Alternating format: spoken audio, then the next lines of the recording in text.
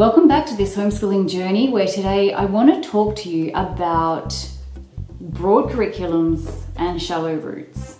This is a topic that is going to cover a heap of information, and I'm really quite passionate about it, so I hope I can keep it short and concise, but let's not bank on it. So for starters, one of the benefits of homeschooling is that you know your child. Now, again, this is not to criticize schools. It is very hard to provide education to 20 to 30 kids at a time and still cater to individual learning styles. Now, this is something we're taught at uni, is to think about different learning styles, and we do try to incorporate that into classroom practice. Brownie's honour, the teachers are doing their best to do exactly that.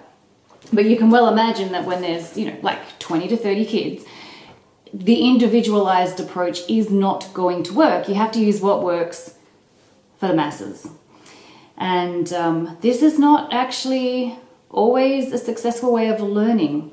So many elements to this. So the theme is broad curriculum, shallow routes. Within the school system, a curriculum is very broad. We try to cover many different subject areas, and within those we also then try to meet social requirements, cultural requirements, ethical things that are meant to be taught to kids. School is basically trying to raise your kids, and that's a tough job, as you would know.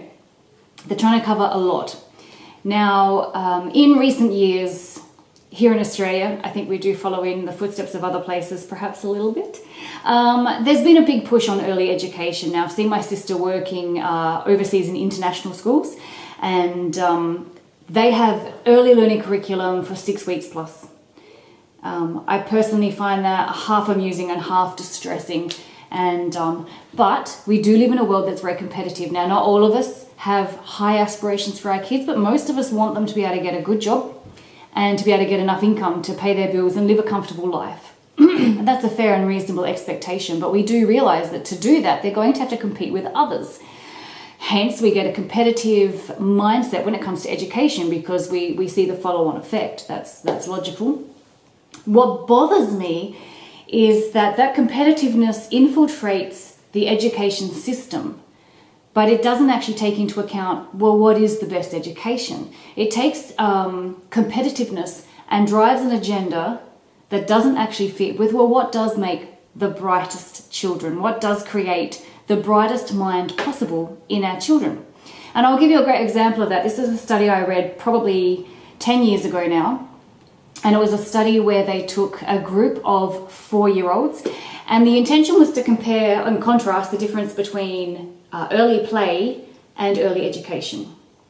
And they divided this group of 4-year-olds into two groups. One group were started on early studies. So they were working on letter and number identification and handwriting, did a lot of at-desk and table time activities. The other group of 4-year-olds were handed a magnifying glass and sent out to play.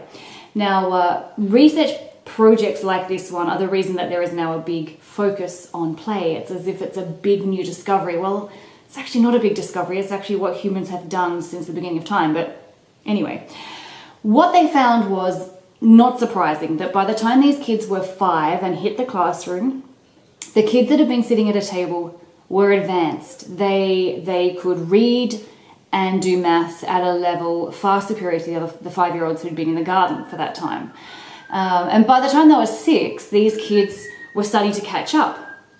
What they found was by the age of 7, the kids who had done the early education were now starting to fall behind the kids that had been out in the garden playing in those early years. And there is very, very understandable reasons for this. So I tend to think of it a little bit like this. Think of the young mind and education a little bit like Lego bricks. When you take a concept and you just teach it to a young mind, it might be, they've already learned, here are the words we say, so we can put the symbols on top of the words. Then here are the phonics of these different letters. These are the sounds that they make. We're learning something else about language. Then, here is when we put some of these sounds together, these are the basic sounds that start to make up words. We add a bit to that, and now we put the words together, we get sentences. Now we add a bit more to that, and ta-da, we're actually starting to read, etc. So I can build myself a little tower here and put that aside. Then we say to the child, okay, maths, you can count using words. That's the beginning of that. Here's the symbols that represent those numbers.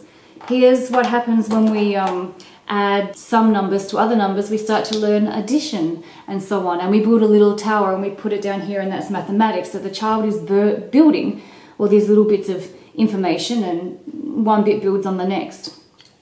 That's early focus on education. When you have early play, where it's not really a thing, it's not a thing you have to do, it's a thing that happens very naturally, and really the best we can do as parents is encourage it, which is what the magnifying glass did. I think what happens then is the child actually begins to build one of these. It's a foundation plate on which these things can then be built. So it doesn't seem important at the time, but the child that's been playing understands what a grain of sand looks like, feels like, probably even tastes like. They know what the breeze feels like. They've noticed that shadows move during the course of the day. They've listened to different sounds, birds.